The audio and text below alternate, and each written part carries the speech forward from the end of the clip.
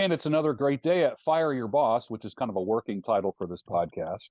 Fire Your Boss. We had a bunch of ideas last week, I and we're love that. talking with Dan T-Bone Jones and Frank Guerin that you all can meet at the Create Impact Now conference on April 19th, 20th, and 21st in Philadelphia. And we will keep talking about that until the event. So if you want to meet all three of us, we will be there. Anyways, Frank Guerin, how in the world are you, man? It's been a week. What's going on with you? Oh, it's been a week. Yes, it has. Multiple streams of income guaranteed happening here. I'm doing great. I'm happy to be here again, and I love that name, Fire Your Boss. I get a chuckle out of that because I did fire my last boss. Actually, I felt bad about him because he was a good guy back in 1996. But the one prior to that, oh, no, wait, that was 94, 96. The one back in 88 that I fired before him, see you, buddy, later. Yeah. Went on to make a lot more than he ever did, too, which was kind of interesting, considering he thought I was just a dumb truck driver. Whoops. Yeah, right. Yeah. Sucks to suck. It really does. I forgot to say former bankrupt truck driver from New Jersey. So that's right. There's Frankfurt, I don't know. There's something about that, man. There's something about that. That is such a catchy title. So yes. All right. And Jonesy. This other guy here. Hi, I'm Jonesy, and I learned how to stir my tea with chopsticks from George Freedom. I've got my lightsaber chopsticks here. Nice, the lightsaber. Yeah. Yeah, no, it's been a great week. I'm glad to be back on here on Fire Your Boss, because that kind of sums up my journey in entrepreneurship is, always being at the mercy of the boss. Mm-hmm. Working corporate jobs, being accountable, in multiple ways to customers, to other employees, to the boss, and just being stifled by it. And while my story is definitely not as cool as the bankrupt truck driver, I found myself constrained for almost my entire adult life in working until I broke free, until I proverbially fired that boss. And that's why I'm here to talk about that experience. I like that. You fired other people since then, haven't you? It's kind of a thing of his. Yeah, that's hang on, that's the dark side. Yeah, there we go. That's pretty funny. Yeah, I came up with that. I remember back in the 60s and 70s in the back of comic books and Boys Life magazines and stuff like that, there was always that little display ad that said "Fire Your Boss," and I think it was like a copywriting course or something. I have no idea. Before copywriting was a thing, I think that might be the original course. I'm not sure, but I do remember "Fire Your Boss." So got a nice ring to it, doesn't it, George?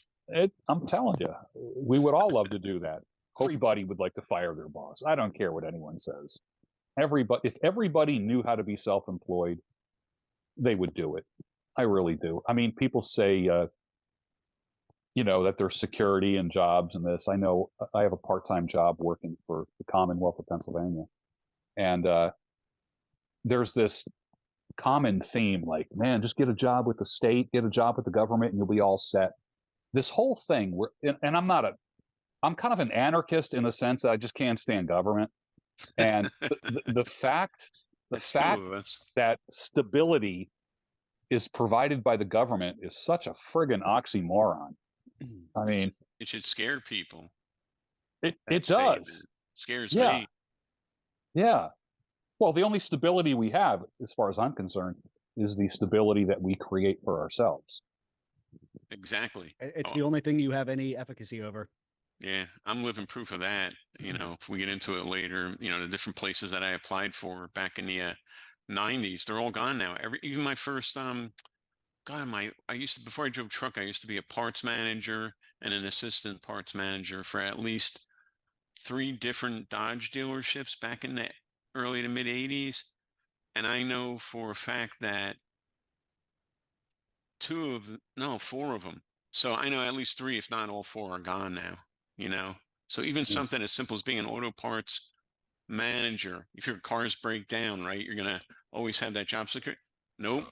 No. And I know at least 3 other Dodge dealerships and Chrysler Plymouth dealerships in New Jersey that we used to trade parts with, and all they closed too. So something as menial, and I don't mean that in a bad way, guys, but that was making me what, $10-12 an hour, mid 1980s. You would have thought that would have been safe forever. That's gone. And Yeah. like I say, all the places I applied to when I got my college degree in logistics management back in 94, I applied for Northwest Airlines and interviewed mid-management position. They got merged into Delta. I applied for the General Motors plant in Linden, New Jersey. That's now a brownfield and warehouses. That's gone. The last trucking company that I had a part-time gig 2 days a week for back from 94 to 96, they've got merged twice over since then. God knows what the seniority looked like. And a bunch of other, the railroad, Conrail, they're still around, but they got bought out by Norfolk Southern CSX, and I would have been mid-management there too. And what happens, George, with mid-management people? They're the first ones to go typically, because you need the guy on the floor and the guy on the top's not going. So who's in the middle? So yeah, 26 years of being an entrepreneur. Have I had ups and downs? Oh, hell yeah, absolutely. But I wake up today knowing that I'm not going to take my own job or my own business away from myself, and I just had an opportunity. Well, I won't get into it on this call just in case, but yeah, we'll talk about that next week because I'll make the official ruling on Monday. Burying the lead. I like this. More at 6. Yeah, more. Yeah, film at 11. Yes. Yeah. Yeah. So that's I get riled up over the security thing because it's such a friggin' myth. You know what? Your boss, you might be best friends with your boss, but if his boss says let somebody go, Yep. no hard feelings. I love you. It's been great. I'm sorry to let you go, but I have to let you go to save Heads my roll. own behind. Heads roll. Yep. Building's burning. Is he going to save you or is he going to save himself? Common sense. Yep. Exactly. Jonesy, what are your thoughts about that? Well, I'm so glad you brought government into this mix because I have nothing to say about that. And I think a common phrase you have on your other shows and streams and podcasts is "I love my country, but I don't love the government," and that's very relatable. Because they're the way it's set up is they're not there to help the everyman, the every person out. It's to help their billionaire buddies. And fine. So what do? We become the rich. We instead of eat the rich, we become the rich. I say. Yeah. And I didn't make up that phrase. Somebody else did. But yeah. And now to that end, I do know some very close friends of mine in the hockey community specifically are government employees and doing very well. But I think that's probably the exception to the rule when it comes to being an employee versus being an entrepreneur. So that is a bit of skill, and it's earned, and it's definitely positioning, which we talked about on our last episode. And then a bit of luck, because typically you have connections that get you in there, which is okay. That's networking. That's just the way of doing things. It's not always what you know, it's who you know. But then it just reminds me of the PPP loan scam during COVID. Yeah. And all these BS loans that bought a bunch of rich people more yachts and pools that never had to be paid back. And and that's the government that's there to give you security? Nah, I don't think so. Yeah. So while I am not a billionaire, I'm moderately successful, and with the help of you gentlemen, and becoming more so because I'm positioning myself properly and I'm taking control and generating income in a way that I have full control and efficacy over.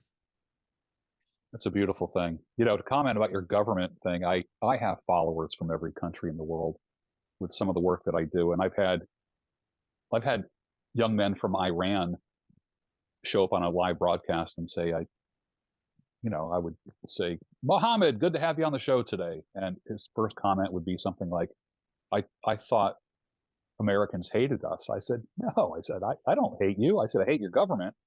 I said, and I hate my government. Our governments hate each other. I said, but you and I are brothers, man. We're in this together, and that's my attitude. Is like I am not like, people are so binary. Like, do you support this country or that country? Especially right now with everything that's going on. And a lot of people think like when I look at like Russia versus Ukraine, that's a brother war.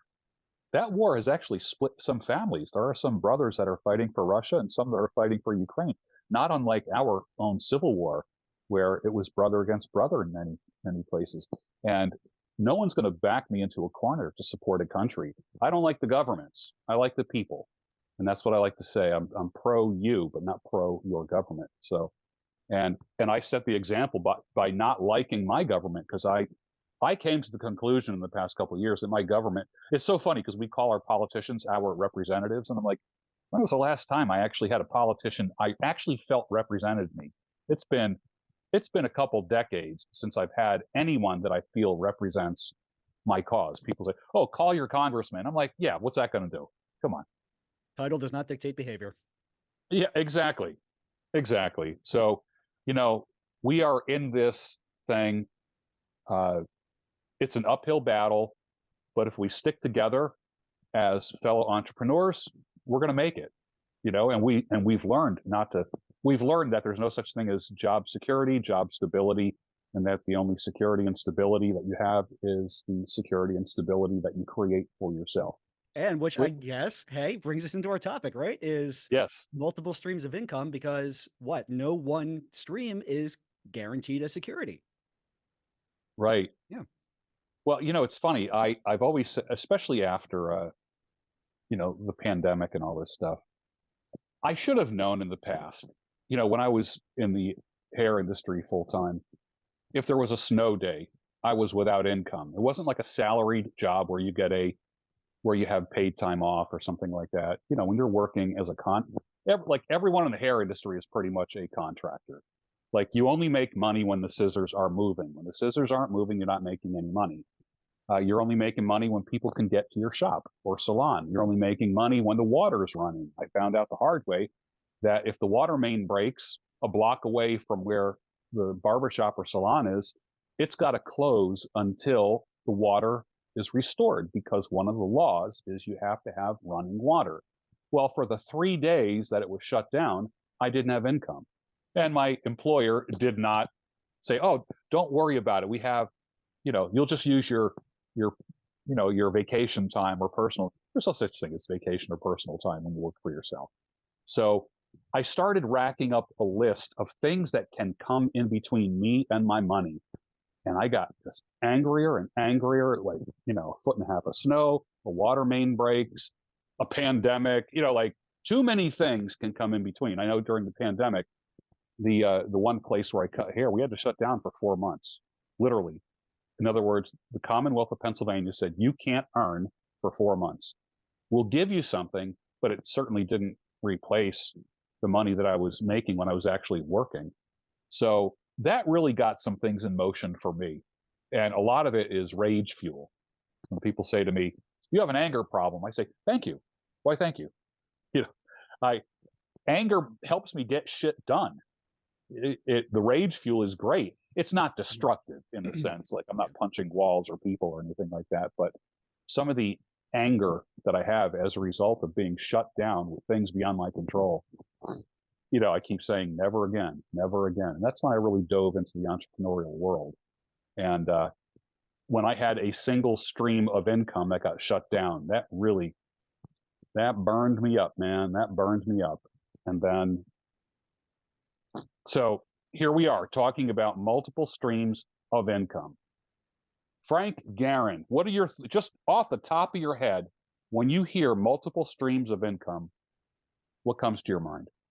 First thing that comes to mind is Robert Allen's book, Multiple Streams of Income, from 20 or 30 years ago, Yeah. which kind of kicked off a revolution for a lot of people and opened them up to a new way of thinking. What it also evokes, or what comes to mind, is again, like we talked before, the only security is the security I'm able to create for myself, period. Because I'll tell you what, even in an industry of multiple streams of income, one's going to dry up, one's going to be growing, one's going to stay the same for a bunch of years. It happens. Hey, just because I have multiple streams of income doesn't necessarily mean everything's perfect. I had one program, I was making minimum 5,000 a month, maximum $10,000 a month. And you know what happened here, George? This was a lead gen company for network marketing. I was their top recruiter, or top 1 or 2 every month for like 3 years. Got used to the checks and everything. Knew the office staff, knew the owner. He unfortunately was going to Vegas and blowing coke up his nose so fast that he went through the company's money, got into tax issues, and got shut down. What would I have done if that $5,000 or $10,000, even though it was money that I was making by, recruiting and helping and training people to be successful, what happened if that dried up? So I'm like you, man. I love my internet marketing business, I also love my land investing business. I sleep better at night having that's at least two. Never mind the other stuff. I write reviews for a couple, well, for a magazine. I'm an author of 2 books. Um, Other things, you know, 3 or 4. I mean, boy, when I was an affiliate marketer, I mean, I made 100 grand a year before I had my own products back in the early 2000s. And that was just Mhm. from like Weber and things like that, you know, different tools that I recommended and this and that. And I love that. I tell you, affiliate marketing, when that works right, boy, howdy, that's some good business right there. Good, safe Yeah. business. Yeah. Yeah. Jonesy, what are your thoughts? First thing that comes to your mind when you hear multiple streams of income? The 7 streams of income. That's known as a best practice for diversifying your income, how to optimize tax strategy. I think it was actually that, there's a couple of the content creators, gurus, course makers, thought leaders out there who talk about the 7 streams of income, but it came from a report from the IRS that said, on average, millionaires have 7 streams of income. And they released that report. Well, cool. So here's the government, the IRS. We all know how we typically feel about that, I but they love just them. gave us a little roadmap for that, Mhm. which is cool. And so I took that to heart a few years ago. Um, and how you qualify those 7 forms of income, it's not really specific. You could technically make 7 streams of income from real estate itself. Buying and selling, wholesaling, buy and hold with rentals, um, uh, capital gains, right? So, I mean, that's technically another stream. It depends how you reinvest it. So, I know I'm kind of going off on a tangent on real estate, but that's actually one of my strategies is real estate. I'm still newer at diversifying my income portfolio because during COVID, I went full time. I took my side hustle second stream of income from a full time job, turned that into my full time job, which is internet marketing. So, internet marketing, being a fractional CMO, chief marketing officer, is one of my primary streams, as is running the small business web design and marketing company. So there's two. Then I recently got into real estate. So I bought a commercial property, which is a split unit storefront and residential apartment. And now I have rental income from that. Now, that's like a lot of real estate. You have to front load the investment to then, make money 2 years, 3 years, 5 years down the road, or, flip for a return, because I'm I'm paying the mortgage through rent, which is cool. All right, where else can you build wealth by having somebody else pay the note? Where in taxes, it's considered a depreciating asset, but the market determines that it's an appreciating asset. Okay, so I've got this building, it's worth X amount right now. In 10 years, even when there's market dips, real estate goes up. So now I've got to deduct a lot of the expenses on this building, interest, depreciation, maintenance, all this stuff, from my income.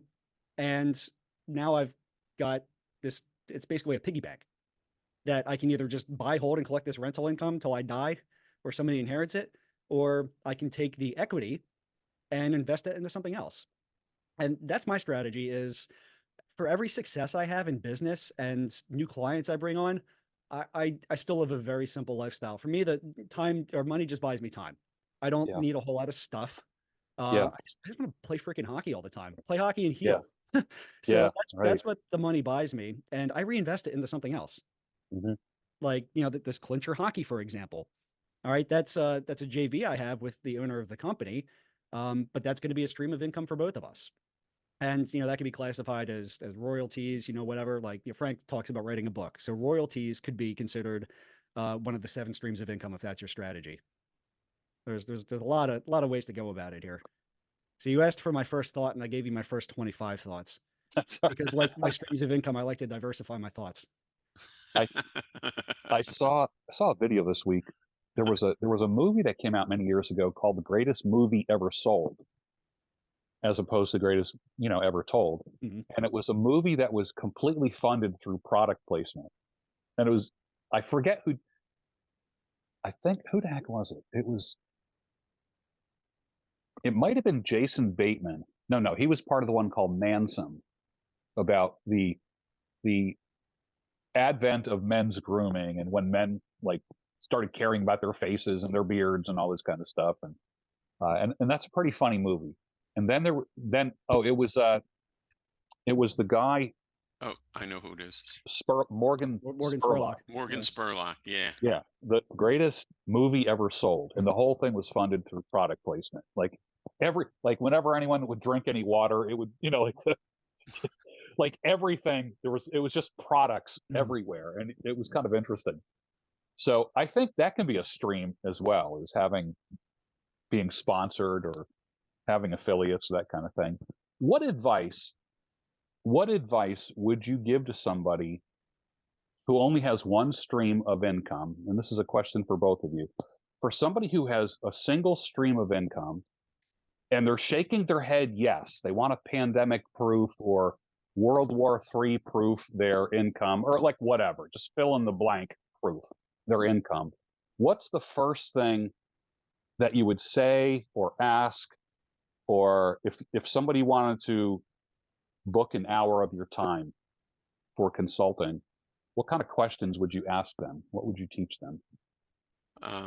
Well, first thing I would ask them is, what do people, your friends and family, already consider you an expert? And here we go. Expert is the word I'm looking for, George. What do people consider you an expert on already? In other words, what do your friends, family come to you for advice? Would people be willing to pay you for knowledge that you possess? That type of thing. Second thing is, what do you like to do? Because there's no sense, like, network marketing is awesome, but if you're not willing to talk to people, recruiting people online, yeah, that works, but you still have to talk to them at some point, man. So um, when we say everybody can be an entrepreneur, technically that is true. But keep in mind, and I don't mean this in a bad way, you still need your garbage picked up. You still need you're traveling, you need the guy at the front desk to check you in. We still need auto mechanics.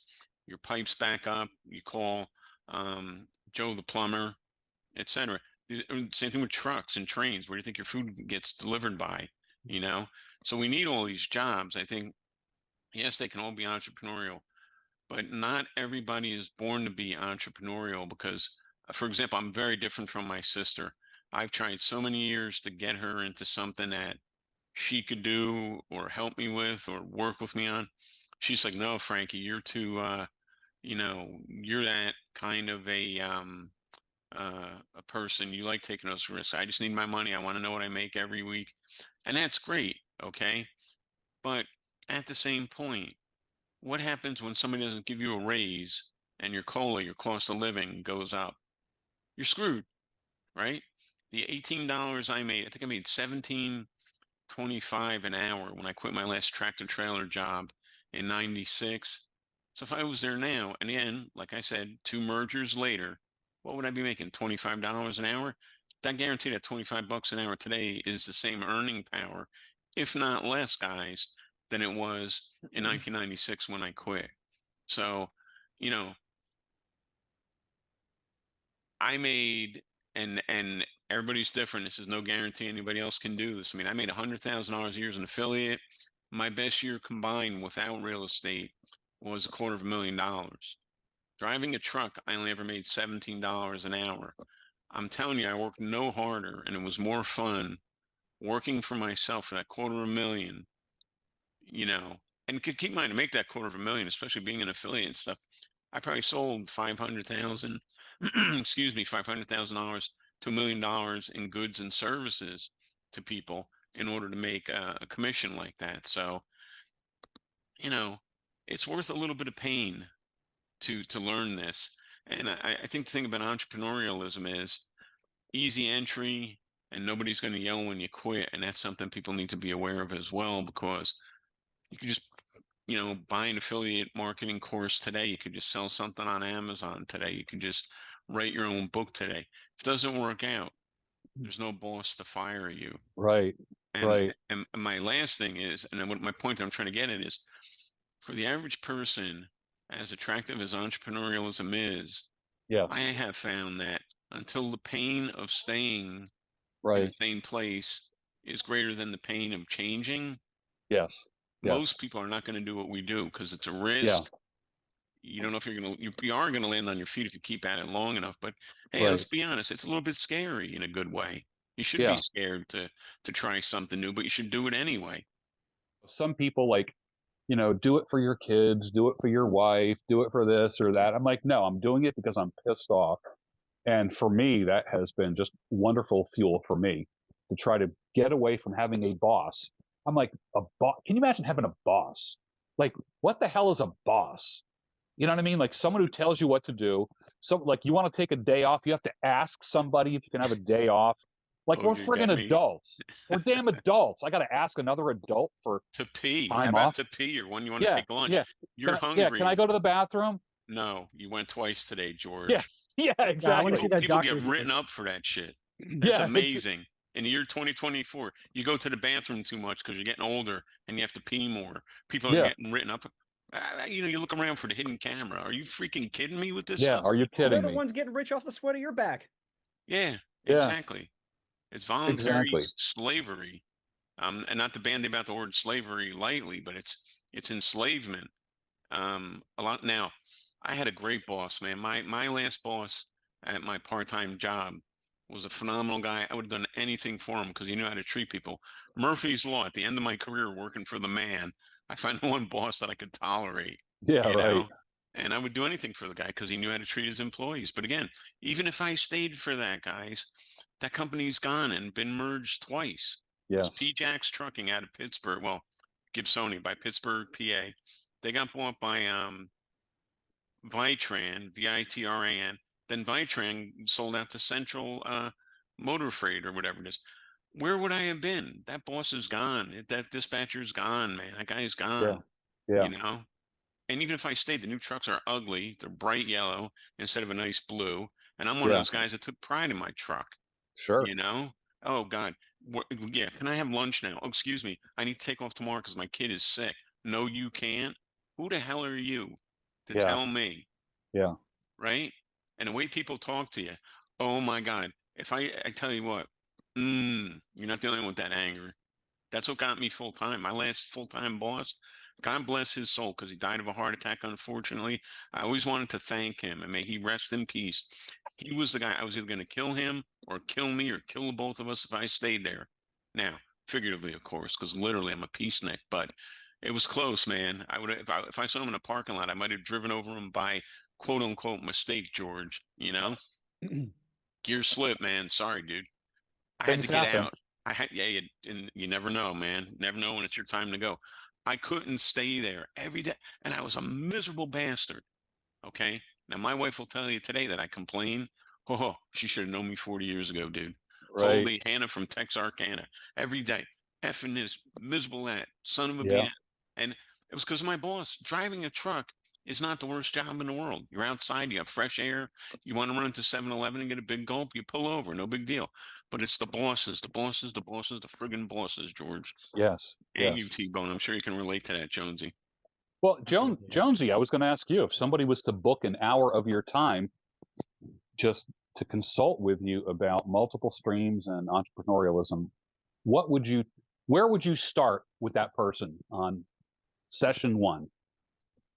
Well, to start with, I'm extremely happy that they're coming to me because if you want to fail, you rest on your laurels and you stick with one stream of income, even when you're successful.